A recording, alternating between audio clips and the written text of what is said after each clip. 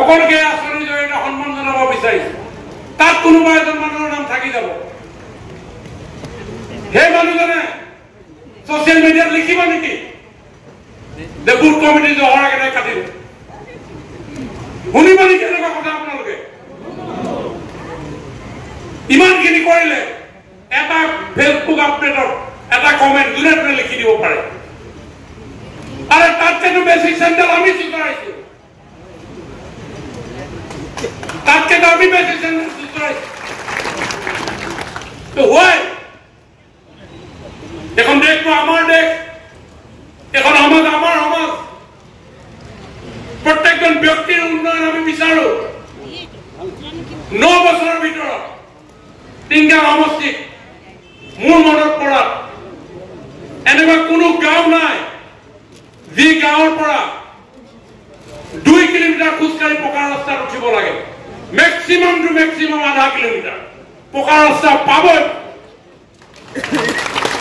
এয়া কি বুথ কমিটিৰ আপোনাৰ কন্ট্ৰিবিউশন নহয় নেকি ৰাতিপুৱা সময়ত যে বুথ কমিটি কেইজনে যায় ভিৰৰ মাজত বুথ কমিটি দেখিলে মোৰ কেতিয়াবা বুথৰ মানুহজনকে সভাপতি সম্পাদক কেতিয়াবা কৈ পায় সদায় ৰাস্তা এই কাগজ এখন লৈ যায় দে আকৌ এইটো পঠিয়াই এই বুথ কমিটি নেৰানেপেৰাৰ কাৰণে ৰাস্তাবিলাক পকা হ'ল আজি দেওচালি গাঁও পকী দলং হৈছে গৈ পোৱা নাছিল এই বুথ কমিটিৰ দায়িত্বত থকা আমাৰ কাৰ্যকৰ্তাসকলৰ কাৰণে হৈছে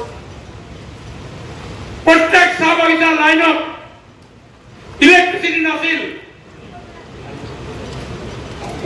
লাইনে লাইনে গৈ ঘৰে ঘৰে গৈ প্ৰত্যেকটো ট্ৰেন্সফৰ্মাৰ পিঠা কাটি কাটি এই বুথ কমিটি কাৰ্যকৰ্তাসকলে উদ্বোধন কৰিছিল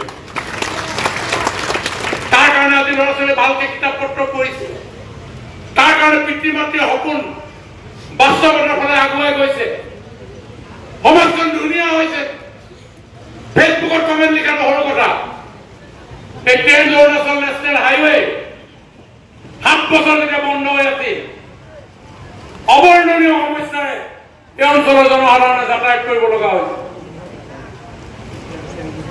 লেঙেৰী মানুহে কোনোবা ছোৱালীয়ে ঘৰত কথা নুশুনিলে কয় যে নিগামলৈ বিয়া দিম তাৰমানে নিগামখন ইমান ভিতৰত কিজানি তই চিধা হলেও হ নহলে নিগামলৈ বিয়া দিম আজি সেই নিগাম কাইলৈ পঢ়িলে প্ৰায় অভাৱ 1 বছৰ ভিতৰত ওয়াৰ্ল্ড ক্লাস চিড়িয়াখানা আৰম্ভ এই বুথ কমিটি কন্ট্ৰিবিউশন নহয়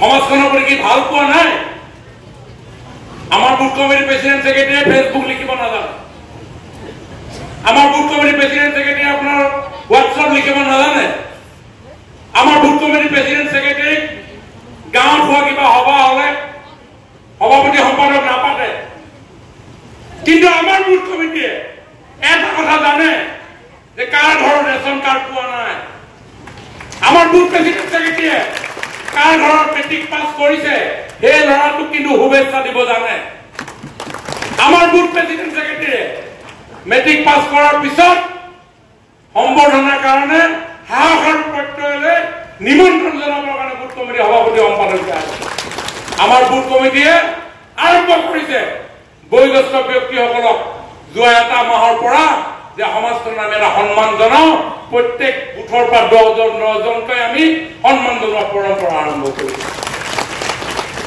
আমাৰ বুথ কমিটিয়ে জানে যে আমাৰ নামঘৰটো ভাল হ'ব লাগে তাত ভকত বৈষ্ণৱসকলে ঈশ্বৰৰ নাম লয় শংকৰ গুৰুজনে পবিত্ৰ এই ভেটি নিৰ্মাণ কৰি থৈ গ'ল সমাজখন আধ্যাত্মিকভাৱে সাংস্কৃতিকভাৱে পৰিচালনা হোৱাৰ কাৰণে ভগৱান ৰামকৃষ্ণৰ নাম ল'বৰ কাৰণে আৰু নামঘৰটো ভাল হ'ব লাগে তাৰ কাৰণে কাগজখন লৈ অসম দৰ্শনত কেনেকে নামটো ভৰাই মজিয়াখনলৈকে টাইলছ লগাব লাগে সেই কথা আমাৰ বুথ কমিটি প্ৰেসিডেন্ট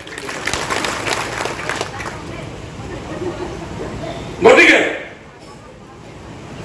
এই সমাজখনৰ লগত তৃণমূল পৰ্যায়ৰ পৰা ভিতৰৰ পৰা হৃদয়ৰ পৰা চকুৰ উদাস চাউনিৰ পৰা বুকুৰ বিষৰ পৰা সকলো কথাই আমাৰ দলৰ কাৰ্যকৰ্তাসকলৰ লগত।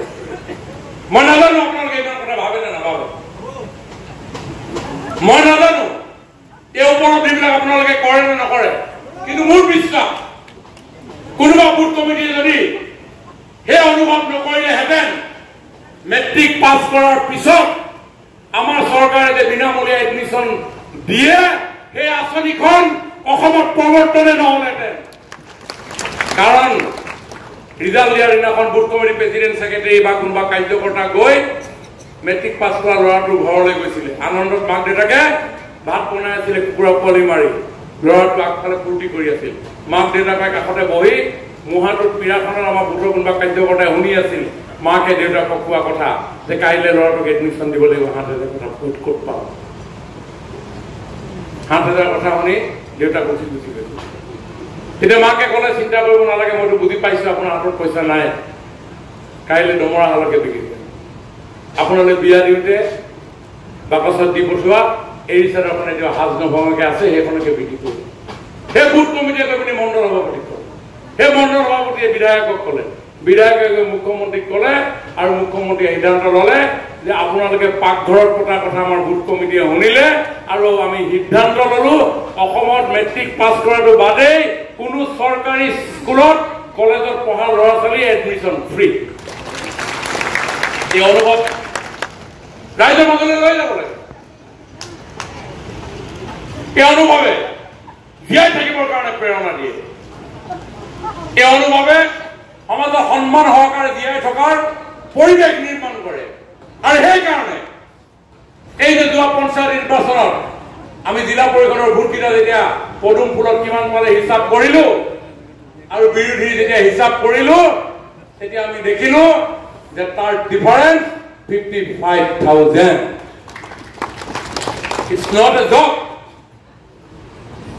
আৰু এইটো কিয় সম্ভৱ হৈছে?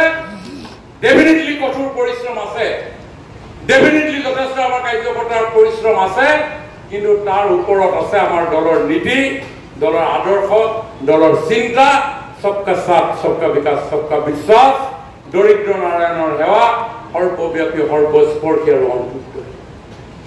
আৰু ইয়াক আমি সংকল্পবদ্ধভাৱে আমি আগুৱাই লৈ যাব লাগিব, পৰিৱৰ্তন কৰিব লাগিব, সমাজখন পৰিৱৰ্তন কৰিব লাগিব, ন চিন্তাৰ উন্মেষ ঘটাব লাগিব। যি কথা মুখ্যমন্ত্ৰী ডাঙৰীয়ে ক'লে, আৰম্ভ কৰিছিলে বেংগলোৰত থকা অক্ষয় পাত্ৰৰ কিটচেন চোৱাৰ পিছত যে অসমতো কৰিব পাৰি, সপোন দেখিলে আৰু সপোন দেখাৰ পিছত আমি 7খন জিলাত এই কাম আৰম্ভ হৈছে। কেৱল 2 লাখ টকা নহয়, এই উদ্যমিতাৰ জৰিয়তে আমি কেনেকে উদ্যমী এখন পৰিশ্ৰমী সমাজ নিৰ্মাণ কৰিব পাৰো, যি পৰিশ্ৰমী সমাজে আমাক প্ৰয়োজন হোৱা সকলো বস্তু আমি নিজে উৎপাদন কৰিব পাৰো। মই ধন্যবাদ জনাইছো মোৰ সহধৰ্মিনী হলেও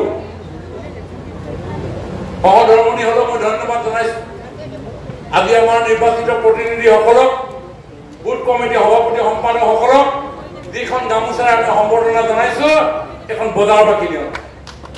এখন তেওঁলোকে এখন কাঠৰ শাল আৰম্ভ কৰিছে মোৰ ঘৰৰ কাষতে, কমলৰ বোৱাৰীয়ে, আৰু তেওঁ এখন আৰম্ভ কৰিছে আৰু সেই তাঁতৰ শালত বৈ উলিওৱা 700খন গামোচা ইয়ালৈ লৈ আহিছে। আৰু সেইকাৰণে মই আহ্বান জনাওঁ, আৰু যোৱা 5 জুনৰ দিনাখন আমি আৰম্ভ কৰিছো এটা সপোনৰ এটা পথ আমাৰ সমষ্টিত নিৰ্মাণ হৈছে, য'ত হাজাৰ হাজাৰ ব্যক্তিৰ আশা আকাংক্ষা অনুভৱ তাত জড়িত হৈ আছে। সকলোৱে জানে আগুনিবাৰীৰ পৰা খুৱাংঘাটলৈ 22.5 কিলোমিটাৰ পথ। সেই পথ যেতিয়া চেংচন হৈছিল আনন্দৰে টিকাফটাৰ ৰোডত আমি 22 কিলোমিটাৰ আমাৰ দলৰ কাৰ্যকৰ্তাসকলে ধৰ্মানন্দ সোণোৱাল ডাঙৰীয়া 100% কমপ্লিট কৰিছিলে। এই বীৰেন হাজৰিকা ডাঙৰীয়া আৰম্ভণিৰ পৰা শেষলৈকে খোজকাঢ়িছিলে 11.5 ঘণ্টা। পদুত দা সকলো সুভাষ দা তাহাঁতক যে সুধিছিলো যে অৰুণোদয় লাগে নে চিলাই মেচিন লাগে, কি বুলি কৈছিলে? মাইকটো চিলাই মেচিন লাগে বুলি কি বুলি কৈছে? কাহিনীটো বুজে নাথাকে কি হ'ল মিটিঙৰ কাহিনীটো ক ইফালে চাই কেমেৰাটো চাই ইফালে চাই কেমেৰাটো ফালে মহিলাবিলাকে কৈছে অৰুণোদয় লাগে, ছোৱালীবিলাকে কৈছে চিলাই মেচিন লাগে।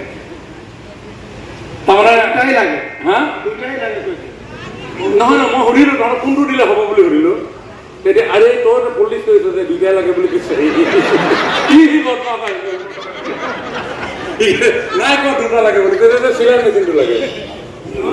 মহিলাখিনি কৈছে মহিলাখিনিক চিলাই অৰুণোদয় লাগে, আৰু যিকেইজনীয়ে চিলাই শিকিলে মেচিন লাগে কৈছে। তাহাঁতক নাছিলে, তাহাঁতক অৰুণোদয় দিম বুলি ক'লে নালাগে বুলি ক'লে। তাৰমানে সেইটো পৰিৱেশ, সেইটো ঠিক আছে হ'ব দে হ'ব। তো সেইটো হ'ল পৰিৱেশ। এই পৰিৱেশটো আমি বনাব লাগিব, এই পৰিৱেশটো বনাব লাগিব। আৰু পৰিৱেশ কোনেও বনাই নি চুলুম চালনকে ময়ো অকণমানকে আছো, আৰু তেতিয়া দেখিব। আৰু নাগা কাটাত যেতিয়া মই সুধিলো বাকী মহিলাবিলাকক, তেতিয়া অৰুণোদয় লাগে বুলি কৈ আছিলে নহয়, কৈছিল নাই বাৰু? যদি গোটেইকেইটাই দেখা না কেমেৰাটো গোটেইকেইটা চব দেখিব। আজি চান্স পাই আৰু বুথ কমিটি মিটিংটো ভালকে কৰি লৈছো নেকি? তাহাঁতক যে সুধিছিলো যে অৰুণোদয় লাগে নে চিলাই মেচিন লাগে, কি বুলি কৈছিলে? মাইকটো ল, চিলাই মেচিন লাগে বুলি কি বুলি কৈছে? কাহিনীটো বুজে নাথাকো, কি হ'ল মিটিঙৰ কাহিনীটো ক। ইফালে চাই কেমেৰাটো ফালে চাই ইফালে চাই কেমেৰাটো ফালে। মহিলাবিলাকে কৈছে অৰুণোদয় লাগে, ছোৱালীবিলাকে কৈছে চিলাই মেচিন লাগে। তাৰমানে দুটাই লাগে, হা দুটাই লাগে কৈছে। নহয় নহয়, মই সুধিলোঁ তহঁতক কোনটো দিলে হ'ব বুলি সুধিলোঁ। তেতিয়া আৰে তই পুলিচ কৈছ যে দুটাই লাগে বুলি কৈছে, নাই কোৱা দুটা লাগে বুলি কৈছে, চিলাই মেচিনটো লাগে। মহিলাখিনি কৈছে মহিলাখিনিক চিলাই অৰুণোদয় লাগে, আৰু যিকেইজনীয়ে চিলাই শিকিলে মেচিন লাগে কৈছে। তাহাঁতক নাছিলে, তাহাঁতক অৰুণোদয় দিম বুলি ক'লে নালাগে বুলি ক'লে। তাৰমানে সেইটো পৰিৱেশ, সেইটো ঠিক আছে হ'ব দে হ'ব। তো সেইটো হ'ল পৰিৱেশ। এই পৰিৱেশটো আমি বনাব লাগিব, এই পৰিৱেশটো বনাব লাগিব। আৰু পৰিৱেশ কোনেও বনাই নি চুলুম চালনকে ময়ো অকণমানকে আছো, আৰু